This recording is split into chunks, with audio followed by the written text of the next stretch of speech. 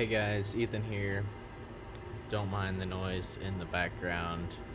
Um, Today I'm doing a quick project here. This is only a day. I love this type of work that you can be in and out in a day or two. Usually a day is best for me.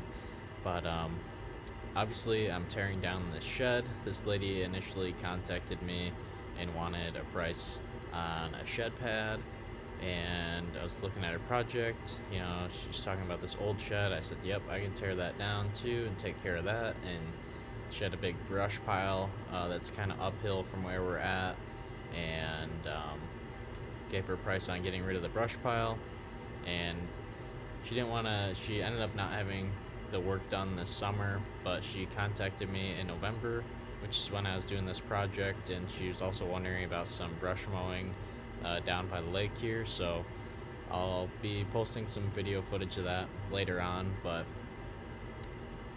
that will be completed in the same day as this project. But for right now, we're just tearing the shed down, and then we're going to get all this brush picked up, as well as some of this scrap metal and stuff like that. So yeah, probably my biggest struggle with loading this in the dump trailer is that I had a mattress in the bottom of the dump trailer that I probably should have pulled out first, because if I had pulled it out, I'd been able to smash it all down a lot easier. But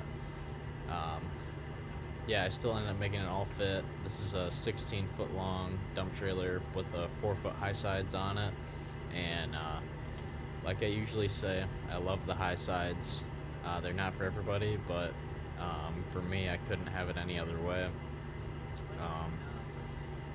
I still would like to get a larger dump trailer that I could haul the excavator in. This is a John Deere 50 excavator, so it's about 12,500 pounds, and let alone being too heavy to put in a 14K trailer. I just don't know that the trailer's physically large enough. The excavator would be touching both of the sides, and I'm really not sure what I would do with positioning the excavator and how I would place the arm. I have yet to try it. I don't know. I don't think it's the right trailer for it.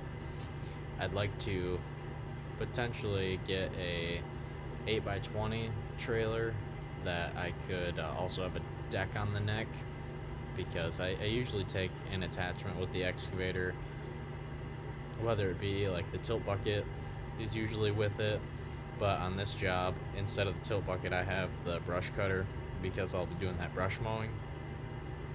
So if I had like an 8x20 with a deck on the neck, I definitely would be able to move this thing around to the jobs. And on this job, it would have saved me 2 trips over here.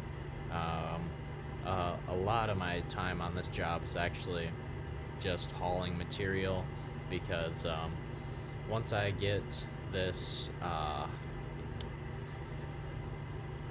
once I have all of the shed thrown into the dump trailer, I'm going to take that to the landfill, and that is about an hour and 15-minute round trip, because 30 minutes there, 30 minutes back, and figure spending 15 minutes there unloading it, and then going through the scales, getting all paid up.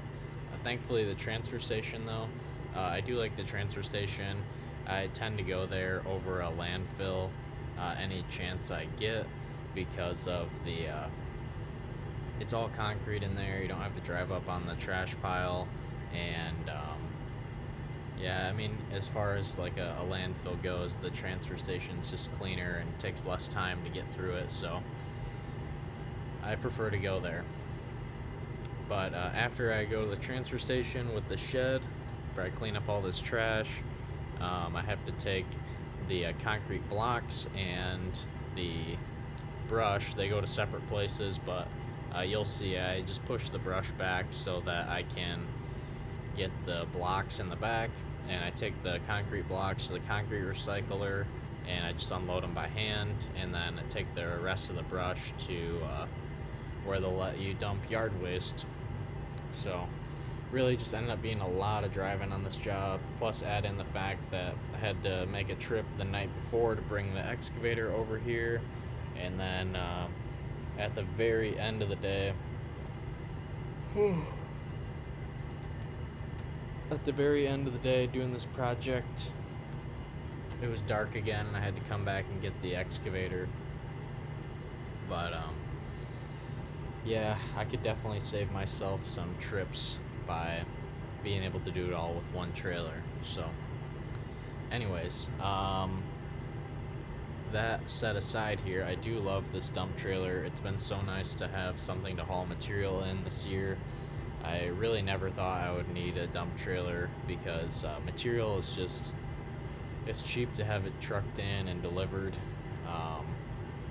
It just doesn't cost that much money, but so many of these jobs that I've started doing this year, you know, it's not so much the material coming in, but material going out. So being able to haul all this brush out of here without having to get a dumpster really helps me make more money on these jobs, and I can actually price them cheaper and still make money, so it helps me get the job instead of having to charge people for a dumpster. So you can see she started loading up some of this brush herself into this little utility trailer, so I'm going to clean this out as well while I'm here, even though I was really only supposed to get all this brush, but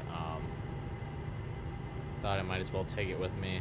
And you'll see all this fencing here. I'm going to take that as scrap metal. That'll be my third trip, and I did manage to do this all in a relatively long day, but I prefer to get it all done in a day.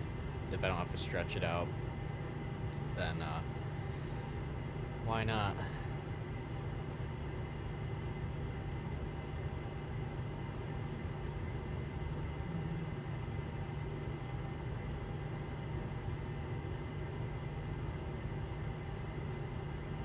But you can see with the excavator that it really does not tear up the lawn at all, because first of all, you can lift the excavator up and spin it around with itself, so you're not dragging the tracks across the lawn. But also, like when I'm tearing down the shed, you're really just going forwards and backwards, and the rest of the movement you can achieve with the bucket. You know, you got about a 20-foot reach on this machine, so don't really have to track up the yard too bad.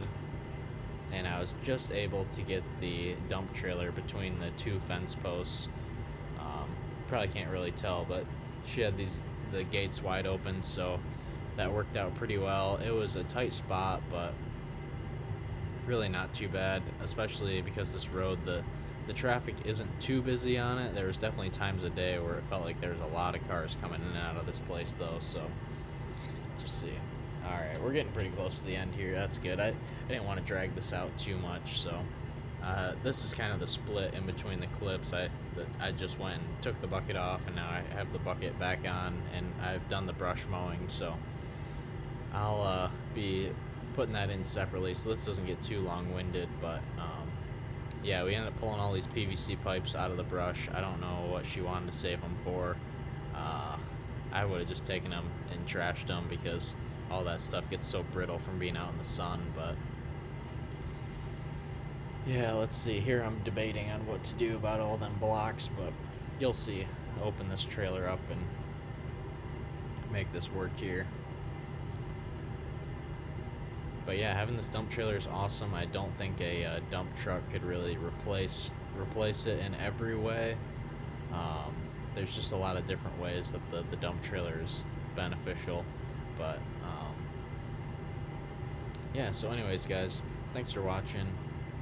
Hope this was interesting to you. I'm gonna get the brush mowing posted up here. But yeah, I have a lot of this footage to work through from this summer. Obviously, it's not the greatest stuff in the world, but I'm trying to do better about documenting some of these projects and sharing them online. But yeah, all fun, guys. Thanks for watching, and I'll see you in the next one.